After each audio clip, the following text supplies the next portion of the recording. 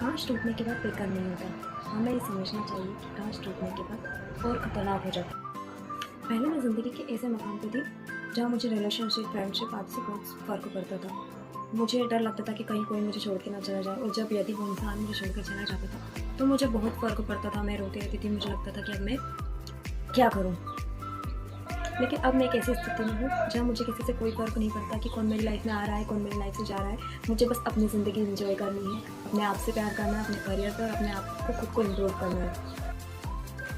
पहले मेरी ज़िंदगी लोगों के आस-पास ही घूमती रहती थी कि मुझे इन्हें खुश रखना है। अगर ये नाराज़ हुए तो कैसा लगेगा, मैं कैसे इनको मनाऊँगी। मैं इन लोगों की खुशी के बारे में सोचती रहती थी कि मैं कैसे इनको खुश रखूँ, कैसे इनके लिए अच्छा करूँ। मैं सबकी खुशी के बारे में सोचते-सोचते मैंने अपने आप को कब खो दिया, मुझे नहीं पता चला।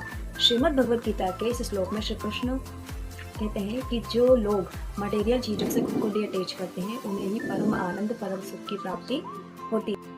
लेकिन एक वक्त के बाद हम ऐसे स्टेज पे आते हैं जहाँ हमें लोगों से फ़र्क पड़ना बंद हो जाता है, और यही हमारी सबसे बड़ी ताकत होती है। जब हम एक एप्पल को चखते हैं तभी हमें पता चलता है कि यह कड़वा है या मीठा है। जब आपने एप्पल टेस्ट कर लिया है और आपको पता चल गया है कि वो एप्पल कड़वा है, तो आप उस एप्पल को पूरा मत खाइए, क्योंकि वो आपकी बॉडी और आपकी लाइफ पूरी ख़राब कर देगा। आप ये मत सोचिए कि हमने कितने पैसे वेस्ट करके ये एप्पल ख़रीदा है, इतना महंगा है, कुछ भी रेट हो उसका, लेकिन अगर वो एप्पल पहले टेस्ट में अगर वो कड़वा है तो आप उस एप्पल को फेंक। लेकिन अब मुझे चखना ही नहीं है कि एप्पल कैसा है। अगर वो अच्छा है तो ठीक, बुरा है तो ठीक। ऐसे ही कोई इंसान मेरे लिए अच्छा है तो वो भगवान जानते हैं, और वो इंसान जानता है बुरा है तो भी वो इंसान खुद जानता है और भगवान जानता है। और अब मैं अपनी इस छोटी सी दुनिया में अपनी लाइफ में बहुत खुश हूँ, और मैं ये भी जानती हूँ कि जिन लोगों को भी मेरी लाइफ से भगवान ने निकाला है वो मेरे अच्छे के लिए निकाला है, और अब जो भी लोग मेरी लाइफ में हैं और जो आगे रहेंगे वो भगवान का आशीर्वाद है। राधे राधे।